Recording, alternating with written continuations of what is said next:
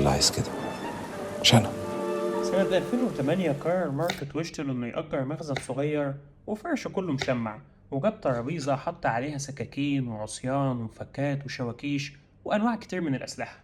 مارك كان شاب عنده 29 سنة، متجوز وعنده طفلة جميلة، بيشتغل الصبح مندوب مبيعات ويرجع آخر اليوم على بيته. شخص لطيف طبيعي جدا زي كتير مننا، يعني تقدر تقول just some random guy. مارك حياته كانت طبيعية، مشكلته الوحيدة هي المسلسل الأمريكي المشهور ديكستر. هي ما كانتش مشكلة وقتها، لكن بقت مشكلة دمرت حياته تماما. قصة المسلسل بتحكي عن ديكستر اللي بيشتغل في تحليل عينات الدم بقسم الطب الشرعي التابع لشرطة ميامي.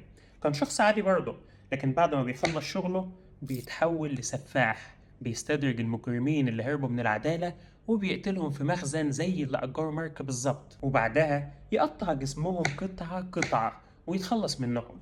مارك اتعلق جدا بالمسلسل وبشكل ما اتعاطف مع ديكستر سفاح ميامي وحس انه بيعبر عنه.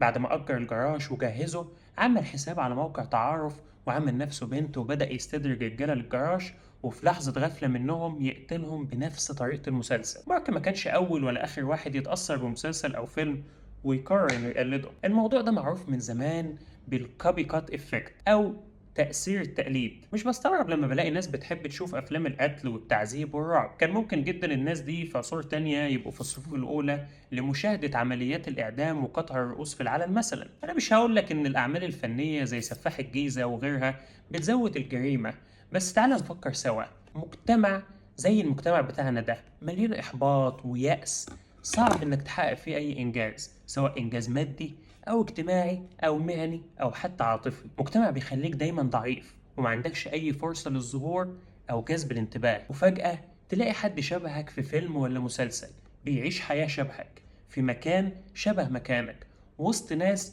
شبه اللي حواليك.